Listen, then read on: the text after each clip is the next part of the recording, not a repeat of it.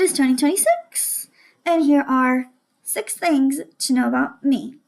So, as you guys know, I am a cross-stitcher and a writer, and these are just a few things that I enjoy beyond those 2 things. So, number 1, stitching, the main reason that I stitch is because it calms me down and it recharges my social batteries. I'm not a people person. I'm very much an introvert.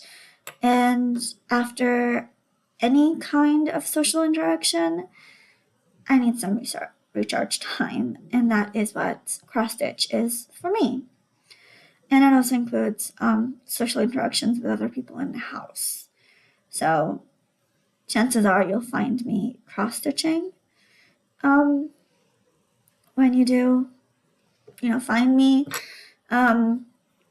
I'm either working or cross-stitching or writing. So, yeah, chances are you'll find me cross-stitching. Number 2, because I'm a writer, I have just countless ideas in my head. So I bounce around from writing whip to writing whip. And honestly, my biggest writing whip count was 128.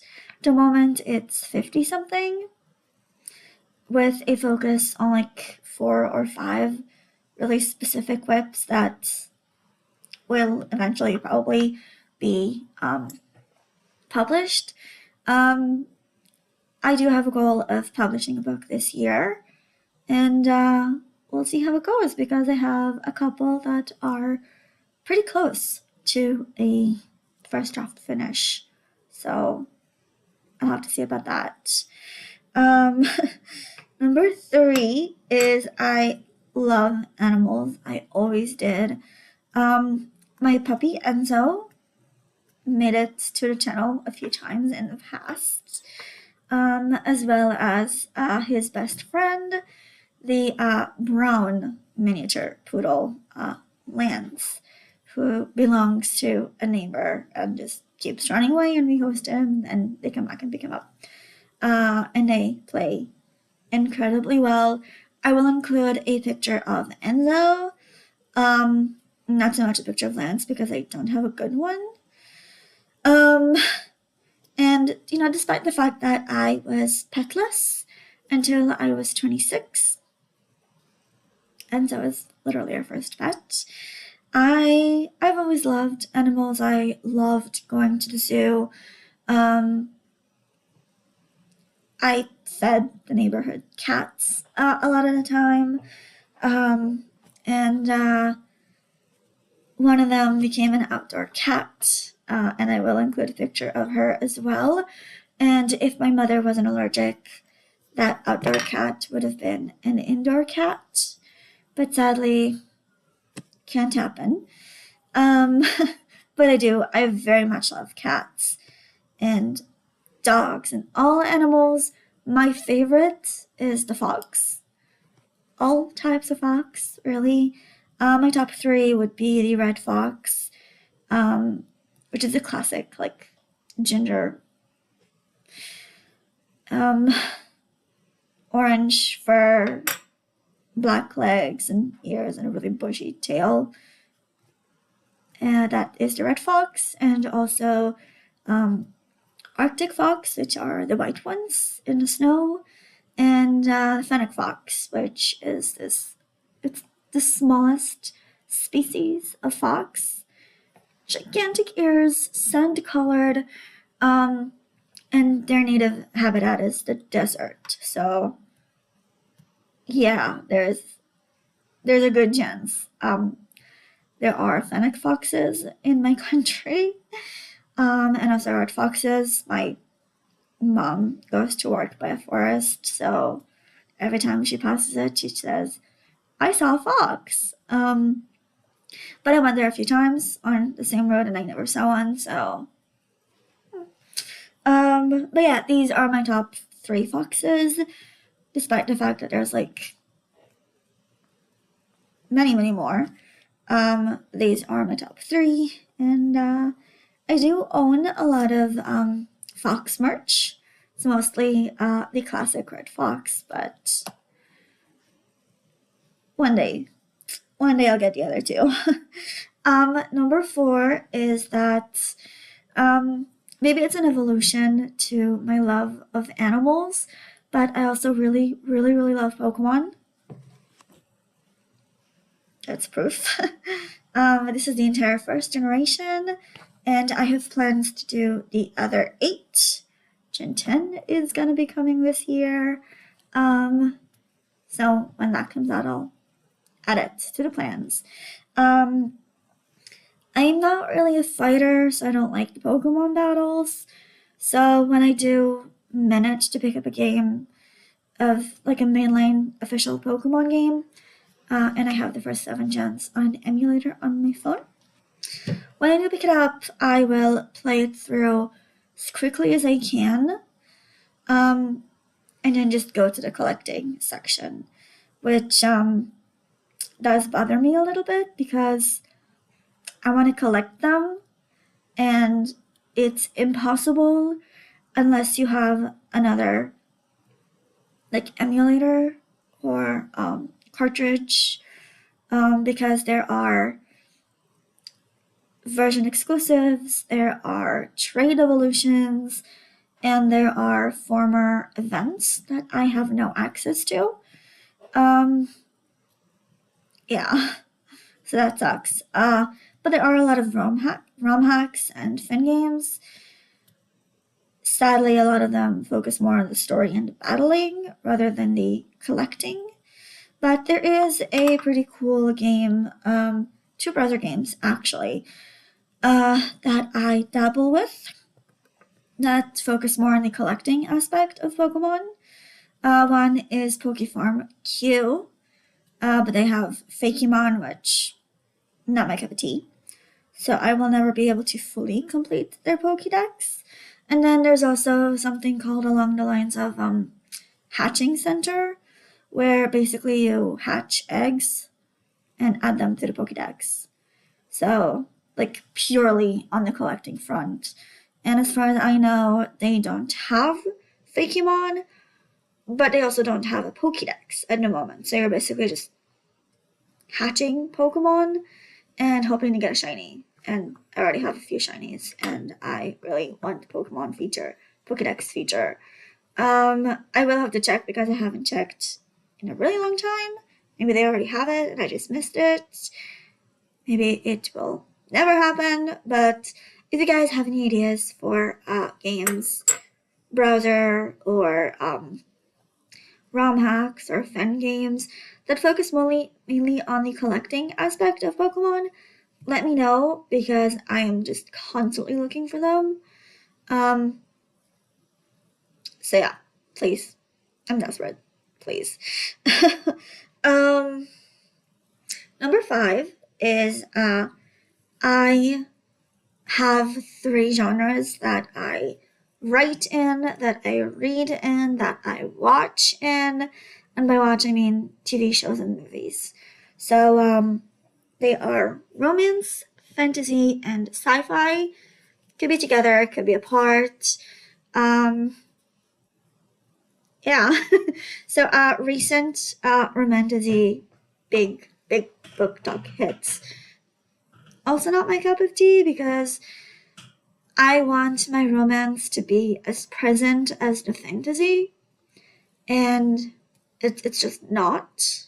It's much more present than the fantasy. It's basically romance novel set in a fantasy world, and that honestly really pisses me off. So I'm trying in my writing to get that 50-50 balance of both fantasy and romance. I think the closest thing to that was the last 2 books in the original 3 of ACOTAR. But even then it was not exactly, it's the closest thing, but it's not that. So yeah, I mostly watch those genres now, or write those genres now, so yeah. I mean, if I'm missing something in the romantasy world, something that's half and half, just let me know. I will get right on to reading that because I really do enjoy a true 50-50 balance between the two. So let me know. Seriously, comment down below. Number 6, and this is actually the reason that I am doing this now and not early 2025 when I started this channel, is that I started a diagnosis process in August of 2025, and it was complete on October 2025, and it is a diagnosis of high-functioning autism. If you've been on a channel for a while, you might know that I was diagnosed, that I started the process, because I did talk about it, but I didn't give any specific details. So if you were wondering what that was about, autism. Yeah. So now I am mostly working to get recognized by the state, because I do deserve some benefits. So yeah, like I need to get a diagnosis from two completely different professionals, and then go through a committee, and then go through another committee after the first committee approved it. And all of that is so I can get a job that better suits my skills and needs, because right now I am working in a bookstore, and I am, again, not a people person, and like I'm good at the job, but I always exhaust myself because I always end up using way too many spoons than I should. I always take on too much, and I come home absolutely exhausted after like 6 hours, which, yeah, not the best use of my spoons, but it is what it is at the moment, and I've been there for almost a year. After I get to a year, they cannot fire me, so that's a good thing. Honestly, they won't be able to fire me. They weren't able to fire me this entire time because they needed employees. And now they have enough employees, so yeah, I mean, I'm good enough at my job that I don't have to worry about getting fired, but I'm still in that window for another like month or so. So yeah, as soon as I hit a year, they cannot fire me. Which honestly is weird. Basically, they're too cheap with paying unemployment. So they just keep the employee and pay them a salary rather than fire them, which is just the weirdest employee model I've ever heard. But it works for me, so it's fine. So, yeah, this is 6 things to know about me. This is really just scratching the surface of the iceberg, because there's a lot more, but this is what I am currently willing to share with the public. So, if you like this video, like the video. Subscribe to my channel to see more. If you guys like this video a lot, I will do a monthly here's the thing about me videos, kind of like this one, except I'll kind of talk about my personal history, which I've been through a lot, and I can literally write a memoir, so might be worth it to stick around and listen to what I've been through in my 29 years on this earth. Quick Cliff's Notes: bullying, car accident, yeah.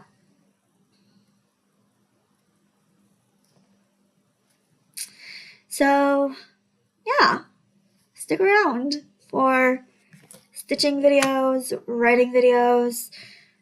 Don't have a schedule for the writing videos yet, but eventually it will happen. So thank you very much for sticking around. Like it, subscribe, and comment on anything, honestly, other than the Pokemon games that focus on the collecting and romantasy novels that are 50% each of them. Anything you want to ask, anything you want to tell me, just anything, period. I absolutely love hearing from my community, and even though it is minuscule right now, I am looking to make it bigger in the upcoming year. So stick around, recommend it to your friends if it seems like they'd enjoy it, and yeah, just join us, be a part of the community. We are small, but we are mighty. And other than that, I will see you guys in the next week.